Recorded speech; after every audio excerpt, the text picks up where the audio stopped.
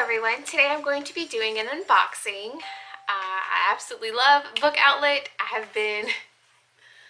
I'm totally obsessed with it, but anyway. So I opened it and I got a little $4 off thing. That's cool. Alright, so first I have Anti-Goddess by Kendare Blake. This is a trilogy. It basically follows, I think, Athena and some other gods and goddesses and humans, maybe some other things. I don't know a whole bunch about it, but for some reason the gods are like becoming mortal or something, and Athena is trying to figure out what's going on. She needs help. So this is the first book. Old gods never die, or so Athena thought, but then the feathers started sprouting beneath her skin, invading her lungs like a strange cancer, and Hermes showed up with a fever eating away his flesh. So much for living a quiet eternity in perpetual death. The goddess war is about to begin. Next, I have Mortal Gods. This is the second book.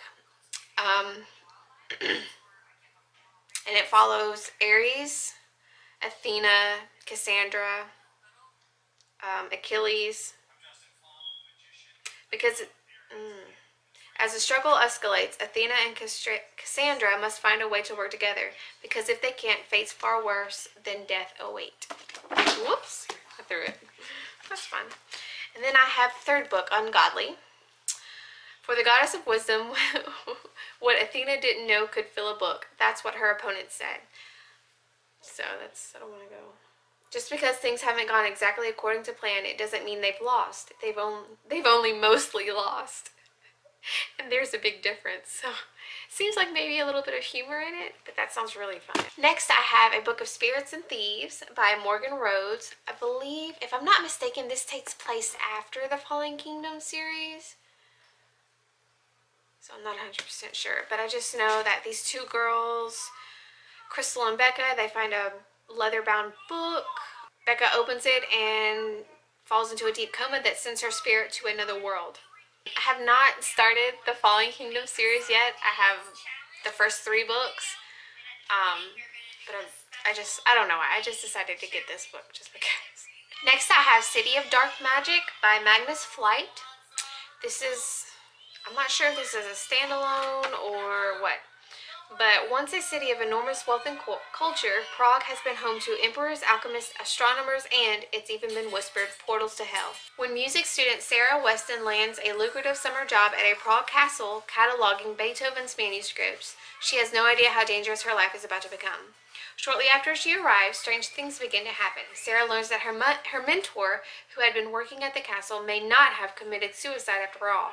Soon she finds herself in a cloak and dagger chase with a handsome time-traveling prince, a 400-year-old dwarf, and a U.S. senator who will do anything to keep her dark secrets hidden. Fast-paced and wildly imaginative. It's a paranormal suspense novel. It has this super cute map of Prague. Next, I have Three Dark Crowns by Kendare Blake. I have One Dark Throne, I believe it's called.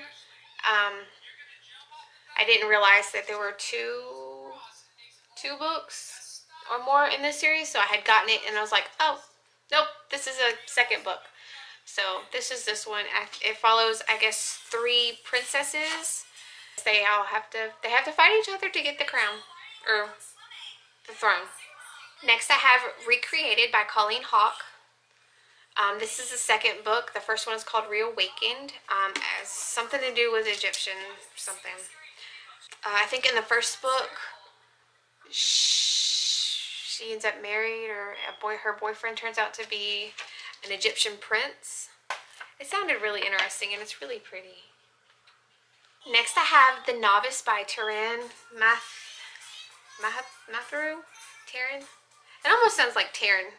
My oldest is Taryn, T-A-R-Y-N. I know this is T-A-R-A-N, but it was now or never. If Fletcher didn't make this kill, he would go hungry tonight.